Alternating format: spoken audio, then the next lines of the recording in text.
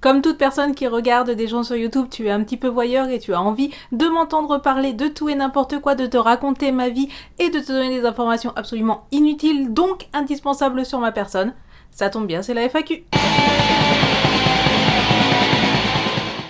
Bonjour à toutes et à tous et bienvenue pour cette nouvelle vidéo sur Blood is the New Black. J'espère que vous allez bien et que vous êtes très contente de me retrouver pour la FAQ. Oui, je sais, j'ai les yeux verts, mais pas du même vert que mes ongles, mais que voulez-vous, j'allais pas défaire mes ongles parce que j'ai fait un maquillage vert. Comme je vous l'avais dit, j'ai atteint il y a peu les 5000 abonnés, ce qui est très peu par rapport à la plupart des youtubeurs, mais qui est quand même beaucoup pour moi.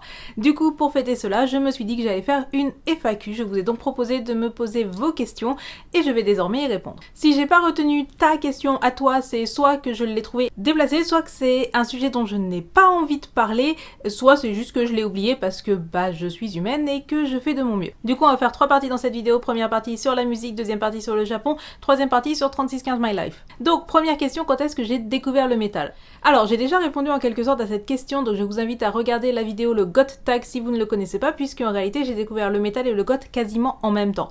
En effet, la manière dont j'ai découvert le métal et le goth, c'est quand j'étais une gamine et que ma mère écoutait une cassette qui contenait Nick Cave, Rob Zombie et ce genre de choses.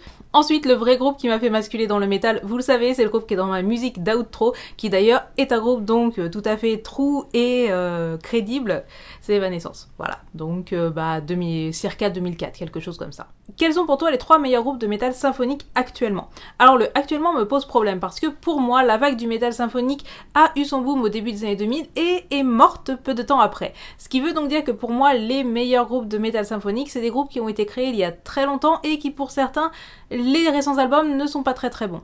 Évidemment, je vais citer Therion en premier, si vous me connaissez, ça ne vous étonnera pas. Parce que Therion, pour moi, c'est un des groupes les plus originaux qui ont fait du métal symphonique avant même que ça soit la mode, qui ont poussé le métal symphonique jusque dans ses derniers retranchements, notamment avec le tout dernier Beloved Antichrist qui dure 3 heures et quelques comme un vrai opéra et auquel je n'ai pas accroché.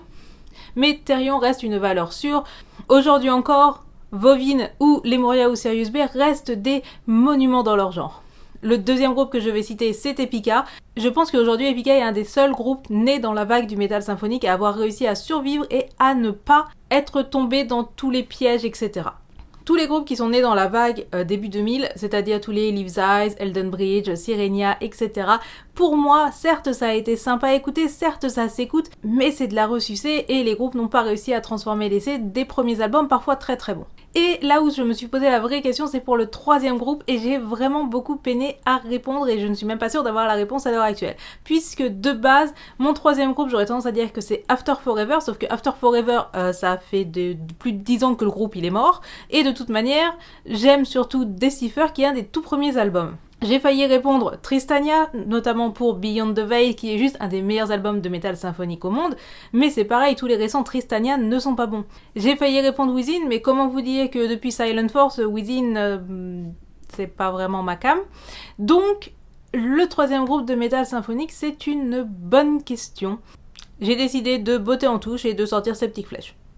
Parce que au final, si tu écoutes The Great Mass, c'est quand même vachement symphonique. C'est pas du métal symphonique à chanteuse, mais c'est quand même du métal symphonique pour moi. Voilà, c'était mon joker. Est-ce que je me sens plus impliquée dans la scène gothique ou dans la scène métal? Alors là, pour le coup, la réponse ne va pas être très dure, même si effectivement je me considère comme goth, que j'écoute de la musique goth et tout, je n'ai jamais été impliquée dans la scène goth.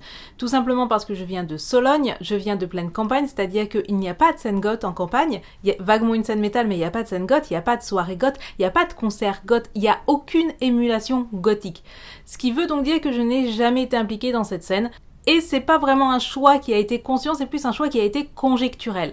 Par contre, j'ai été très impliquée dans la scène métal, puisque globalement, j'ai quand même écrit pour des webzines, j'ai fait des photos de concerts pour des webzines, j'ai globalement fait du prosélytisme tout autour de moi pour tout plein de groupes de métal, donc évidemment, je suis plus impliquée dans la scène métal que dans la scène gothique. Après, pour moi, notamment dans mon cas personnel, ce ne sont pas 2 scènes qui sont opposées, puisque le métal que j'aime est généralement du métal assez gothique. Du coup, les choses se rejoignent. Si j'avais vécu dans l'Est de la France, si j'avais vécu à Paris, si j'avais vécu en Allemagne, les choses auraient probablement été différentes. Mais quand tu vis en campagne, au fin fond de la Sologne, déjà que le métal c'est underground, alors le goth, Quels sont tes pronostics pour le Hellfest 2009 Quels sont tes pronostics... Seraph, retour vers le futur. Hellfest 2019, quels sont tes pronostics? Alors, mes pronostics pour le Hellfest 2019, comment vous dire que globalement, je n'en ai pas. Pourquoi je n'en ai pas? Bah, en fait, j'écoute surtout des groupes qui sont pas quand même ultra connus, donc pronostiquer ou pas, enfin t'as aucun élément qui te permet de pronostiquer. Je pense quand même qu'il y aura Within Temptation puisqu'ils sortent leur album en décembre, qu'il y aura Ghost puisqu'ils n'étaient pas là l'année dernière, sauf s'il y a une exclue avec le download. Je pense qu'il y aura très probablement Cradle of Filth, probablement s'il tourne et ce genre de choses, mais c'est difficile pour moi de faire des pronostics. Parmi les groupes que j'aimerais bien voir au Hellfest, enfin il y a Lacuna Coil, qui ne sont quasiment jamais venus au Hellfest, sauf au seul Hellfest où je ne suis pas allée, a priori. Mais voilà, pour les groupes que j'écoute tous les jours de manière régulière, pas trop de pronostics. J'aimerais bien enfin qu'il y ait du visual et des groupes japonais au Hellfest, mais je pense que globalement, c'est pas demain la veille. À part le métal symphonique et le black metal, tu écoutes quoi d'autre comme genre de métal ou de musique? Alors, bah, je pense que je vous l'ai un petit peu dit. Globalement, ce que j'écoute, c'est du métal relativement sombre. Donc ça veut dire que je n'écoute pas que du black et pas que du symphonique, vu que le symphonique, de toute manière, c'est pas sombre. Je vais écouter pas mal de métal gothique, notamment bah, tout ce qui va être du typo, les vieux théâtres of tragédie, etc. Je vais écouter du doom metal, donc globalement, que ça soit des classiques comme Candlemas, ou je vais écouter du Electric Wizard, ou du doom death à la My Dying Bride, etc. que j'adore d'ailleurs. Ensuite, en type de métal que vous ne m'associez pas forcément, je sais qu'il y en a certains d'entre vous qui ont été entre guillemets choqués de voir que j'adorais Motley Crue suffisamment pour en foutre un patch sur ma veste. Car oui, j'adore le glam metal et je suis une très très grande fan de Motley Crue notamment. Je sais, ça se voit pas forcément, mais pourtant je vous l'assure. Je vais aimer aussi tout ce qui va être métal un petit peu occulte, c'est-à-dire que j'adore The Devil's Blood, que je vais aimer des groupes comme Lucifer, etc. Le feeling un petit peu rétro 70s, Worshipons Satan. En fait, en termes de métal, globalement, je pense que j'irai plus vite à vous dire ce que je n'aime pas. Je n'aime pas le thrash. Et j'attends tous vos commentaires qui me diront que je le prononce comme une merde. Je n'aime globalement pas le death. Et si je peux écouter des groupes de black and death, genre du Behemoth, etc., le vrai death ne m'intéresse pas, ne me passionne pas. Je n'aime pas les groupes de technical whatever metal, ça s'appelle de la branlette intellectuelle, que ça soit du Meshuggah ou du Zakk Wylde, globalement la branlette, c'est pas mon délire.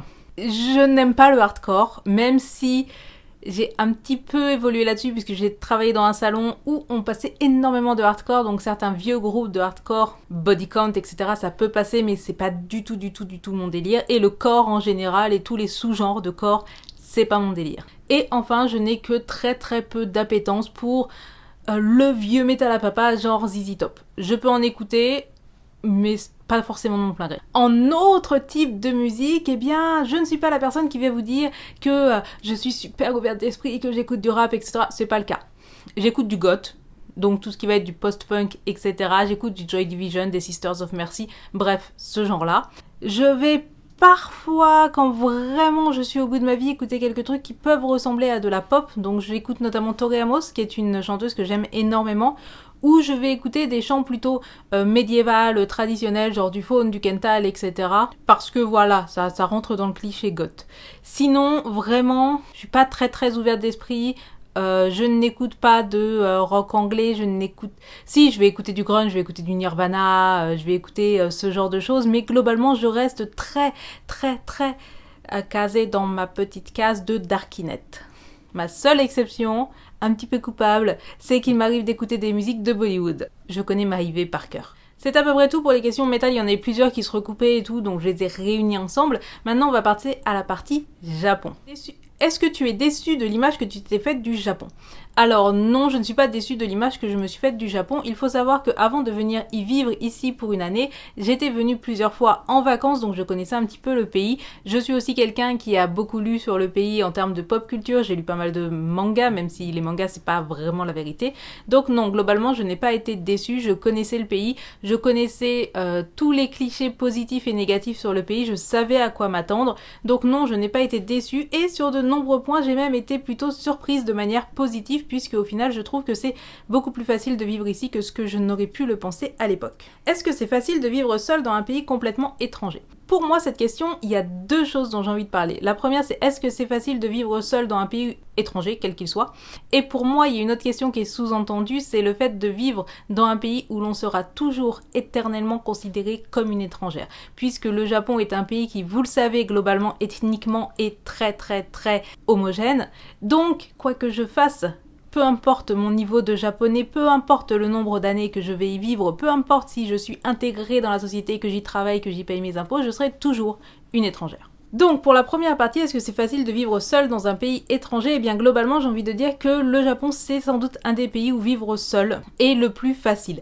Dans le sens où, d'une part, c'est un pays qui est extrêmement sécurisé, donc le fait d'être une meuf seule quelque part n'est pas du tout un problème, quelle que soit l'heure de la nuit, etc. Tu ne te feras pas emmerder. Ensuite, c'est un pays où il y a beaucoup de personnes qui sont seules, ce qui est un peu triste pour elles, mais qui est plutôt bien, ce qui veut donc dire que par exemple, aller manger au restaurant est tout à fait normal, qu'il y a plein d'endroits où c'est tout à fait fait pour que tu y ailles toute seule. Rien que le fait dans les restaurants japonais, vous savez, on peut manger au comptoir, donc c'est là pour que tu manges tout seul. Donc au final, être seul n'est pas quelque chose où les gens vont te regarder bizarrement. En plus, de toute manière, les appartements ici, c'est minuscule, donc du coup, quitte à vivre dans 15 mètres carrés, j'ai envie de te dire, autant être toute seule avec tes peluches. Donc non, globalement, je ne trouve pas que vivre seul dans un pays étranger soit si dur. Et en plus, nous avons l'avantage d'être en 2018, ce qui veut donc dire que je suis dans un pays étranger, mais ça m'empêche pas de pouvoir parler à ma famille quasiment tous les jours, puisque ma mère est insomniaque, donc elle doit se coucher, il est 4h du matin, du coup voilà. Ça ne m'empêche pas de garder le contact avec vous, communauté, etc. via Twitter, même s'il y a le décalage horaire, etc. Et des fois, effectivement, quand je me sens pas bien, je regarde qui est connecté sur mon Facebook et il n'y a pas grand monde. Mais non, globalement, je trouve que c'est plutôt facile de vivre seul dans un pays étranger et j'ai presque moins de mal à vivre seul ici qu'à vivre seul à Lille. Et ensuite, il y a la question de vivre dans un pays qui te considérera perpétuellement comme une étrangère et qui te regardera comme telle. Ça, c'est quelque chose qui revient régulièrement, notamment pour les personnes qui connaissent un peu le Japon. Et je sais que c'est quelque chose qui gêne pas mal de personnes et qui gêne quelques-uns des potes que j'ai ici. Mais moi, globalement, je m'en tape. Et ce que je réponds, c'est que globalement, ça ne me change pas beaucoup de la France. Certes, en France, j'étais considérée comme française, mais quand même, on se retournait sur moi dans la rue, on me regardait bizarrement, forcément, avec la gueule que j'ai, c'est tout à fait normal. Du coup, au final, au Japon, c'est la même chose et ça me change pas beaucoup, sauf qu'au moins, on m'insulte pas et on me donne pas de commentaires désagréables. En plus, je suis quelqu'un qui, parfois, suis pas très social, suis pas très au fait des conventions sociales en France, voilà, toute personne m'ayant côtoyé dans la vraie vie le sait. Ici, je ne suis pas à l'aise avec les conventions sociales, mais on met ça comme excuse sur le fait que je suis une étrangère, ce qui au final me rend presque la vie plus facile. Quelles sont les étapes psychologiques par lesquelles tu es passé jusqu'à aujourd'hui? Globalement, je suis toujours à l'étape lune de miel. J'ai eu un petit coup de mou quand j'ai quitté Osaka et que je me suis tapé le boulot de la plonge, mais globalement, je suis toujours en lune de miel. Normalement, le process normal, c'est tu arrives, c'est la lune de miel, et au bout de 2-3 mois, tu commences à voir la vraie partie du Japon, la désillusion, etc. Moi, je suis toujours en lune de miel, ça se passe toujours très bien, et pour le moment, il n'y a pas eu une seule fois où j'ai regretté d'être venue. Donc, je suis pas passée par beaucoup d'étapes psychologiques. Si on parle de avant le départ, par contre, bien sûr, j'ai douté, et je me suis dit pendant 6 mois que j'allais pas le faire, que c'était stupide. J'ai eu peur, globalement. Mais la peur n'arrête pas le danger et il faut savoir surpasser sa peur. Ce que j'ai fait et je suis plutôt contente de l'avoir fait. C'était tout pour les questions sur le Japon. On va passer maintenant à du 3615 My Life et il y a 3 questions, 2 faciles et une où je vais râler. La première, qui vient de Anto, qui me l'a posée 2 fois pour être sûr que j'y réponde bien, c'est à quand le retour de Pandredon dans tes vidéos ? Merci donc Anto d'enfoncer le couteau dans la plaie. Pandredon a dû rester en France parce qu'il n'y avait pas de place dans mes valises. Donc même si je le veux de tout mon petit cœur, je ne peux pas le faire revenir dans mes vidéos. Et du coup c'est bien de m'avoir posé la question 2 fois, comme ça je me rappelle bien que j'ai laissé un de mes pandas préférés en France. Bon, en vrai je rentre pour Noël et mon projet c'est de le ramener avec moi parce qu'il me manque de trop. Question qu'on m'a posée plusieurs fois, je vous ai dit que j'allais pas vous parler de mes tatouages, mais du coup vous êtes vengés en me posant des questions sur mes piercings. La question a été quel a été mon premier piercing et à quel âge. Mon premier piercing, je l'ai fait, j'étais déjà adulte, j'avais déjà la vingtaine, et c'était mon arcade qui est ici et dont on voit encore la cicatrice. Je l'ai rejeté quelques années après, ça fait plusieurs fois que je me tâte, est-ce que je me le refais percer l'arcade ou pas. Et au final, je l'ai pas fait et c'est pas ici que je vais le faire parce que les prix des piercings au Japon, autant se les faire soi-même, sauf que j'ai pas le matériel adéquat pour me percer toute seule en toute sécurité et stérilité ici. Enfin, la dernière question. Est-ce que ton choix d'études supérieures ainsi que ton ancien poste d'ingénieur était motivé par un réel intérêt pour le domaine, par la sécurité de l'emploi ou autre? Donc cette question m'a fait tiquer. Elle m'a pas fait tiquer pour toi personnellement qui a posé cette question parce que je te connais pas et que c'était probablement innocent, mais c'est une question qui est revenue à plusieurs reprises dans ma vie personnelle, dans ma vie professionnelle, etc. Et j'ai juste envie qu'on se pose la question, si je m'appelais Bernard et que j'avais une barbe, est-ce qu'on me poserait la même question? Est-ce qu'on me demanderait si j'ai réellement fait des études en informatique parce que j'aimais ça? Du coup, je soupçonne que si cette question m'est posée de manière aussi régulière, c'est parce que je suis une fille. Et qui me fait d'autant plus tiquer que je pense que parmi tous mes collègues que j'ai eus et parmi la majorité de mes camarades que j'ai pu avoir, je faisais très probablement partie des plus geeks du lot. Dans le sens où moi, je ne suis effectivement pas allée en informatique parce que j'avais raté ma prépa, parce que je ne savais pas quoi faire de ma vie ou parce que j'étais attirée par l'argent facile. Je suis allée en informatique parce que globalement, depuis mes 14 ans, je fais des sites internet et que je code dans ma chambre. Donc j'ai le parcours de la geek de base, dans le sens où j'ai appris à coder toute seule. J'ai fait mes premiers sites internet, j'étais adolescente dans ma chambre. Alors, je vais pas vous dire que l'informatique a toujours été mon tout premier choix, dans le sens où en terminale, j'ai hésité entre des études d'art, puisque vous le savez, j'aime dessiner et le dessin a toujours été ma passion, et des études d'informatique.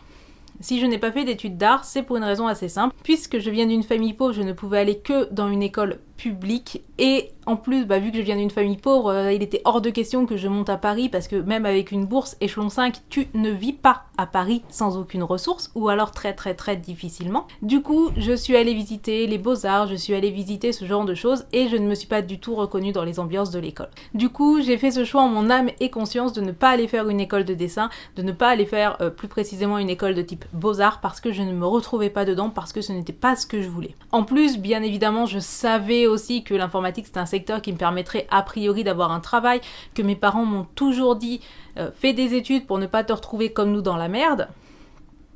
Mais ça a vraiment été un choix volontaire de mon plein gré et qui a été guidé par le fait que globalement, depuis que j'ai eu un ordinateur dans les mains à mes 14 ans, je passais toutes mes soirées et mes nuits, jusqu'à un certain point, sur mon ordinateur. Et sauf que moi, je passais pas forcément mon temps juste à jouer ou à quoi que ce soit, je passais mon temps à coder et à bidouiller.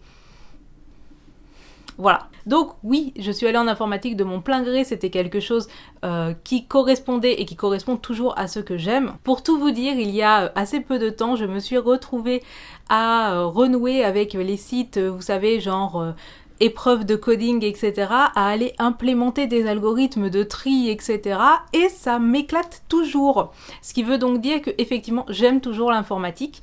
Ça fait aussi partie des choses sur lesquelles je me pose des questions aujourd'hui, dans le sens où mon poste d'ingénieur en informatique, c'est pas tant mon poste en lui-même, étant le fait d'être ingénieur en informatique qui m'a fait démissionner et changer totalement d'orientation, c'est plutôt le fait que j'étais dans une très grosse boîte, et que globalement, j'ai fait un truc qui était un mélange entre un burn-out et une dépression. Tout simplement parce qu'être dans une grosse boîte veut dire tout ce qui va avec dans le fait d'être une grosse boîte, en termes de surcharge de travail, de bien-être au travail, etc. Je vais pas rentrer dans les détails parce que j'ai pas envie de me faire attaquer en justice, mais globalement, disons que c'était pas totalement un job qui me rend heureuse. En plus, en termes de valeurs éthiques, je travaillais dans le domaine bancaire et comment vous dire que moi, les banques, c'est pas forcément mes amis, c'est même le genre d'établissement à qui je voue une haine sans nom.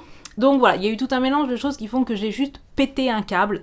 En plus de ça, ce qu'il faut savoir, c'est que donc j'ai travaillé 7 ans en tant qu'ingénieur en informatique. J'ai grimpé à peu près tous les échelons. Vous voyez, j'ai eu une trajectoire qui a fait comme ça et j'ai explosé en vol. Les choses sont allées sans doute trop vite, quand t'as te retrouvé à gérer 15 personnes alors que t'as aucune formation en management à même pas 30 ans, au bout d'un moment, voilà, je pense que, voilà. Oui, je suis allée en informatique de mon plein gré, non, je n'ai pas démissionné parce que j'étais une grosse brêle a priori, au contraire, vu que j'avais toujours de bonnes évaluations et de bonnes primes, c'est juste que, j'ai pété un cap. Aujourd'hui, je me rends compte que j'aime toujours l'informatique, mais si je dois y retourner, ça sera, je pense, dans des conditions différentes de celles que j'ai pu connaître là-bas, et puis aussi je connais mieux ce que j'attends de la vie, etc. J'ai réussi à ne pas trop rager, quand même. Je pense qu'on peut me féliciter. Et voilà, c'était tout pour cette FAQ. J'espère qu'elle sera intéressante, j'espère qu'elle vous intéressera. J'ai eu beaucoup de mal à la tourner parce que en réalité, autant mes vidéos d'habitude, je les écris un minimum, je les prépare et tout, je sais ce que je vais dire. Autant là, je suis allée un petit peu en mode YOLO, ce qui veut donc dire que je vais avoir beaucoup de montage à faire. A priori, c'est aussi le premier avec mon nouveau micro pour quand je fais du face cam, donc j'espère que ça s'entend et que vous trouvez que ma voix est belle, sensuelle et intéressante. Ou juste nulle à chier, au choix. Ah, non! Il y a une dernière question. Qu'est-ce que tu entends par allumer la lumière? Si vous ne connaissez pas la référence, c'est que vous n'aimez pas assez Harry Potter et que vous ne méritez pas d'être sur ma chaîne. Globalement, c'est une référence à une citation de Dumbledore qui dit qu'il est possible de trouver le bonheur même dans les moments les plus sombres, il suffit de se rappeler d'allumer la lumière. C'est une citation que j'ai toujours beaucoup aimée et que j'ai adoptée comme mantra quand les événements de l'année dernière sont arrivés. Et aujourd'hui, c'est une phrase que je me répète très régulièrement et qui, j'espère, peut aussi vous aider, donc rappelez-vous de cette phrase. Et du coup, en attendant la prochaine vidéo, n'oubliez pas d'allumer la lumière et on se dit à très bientôt. Tchuss!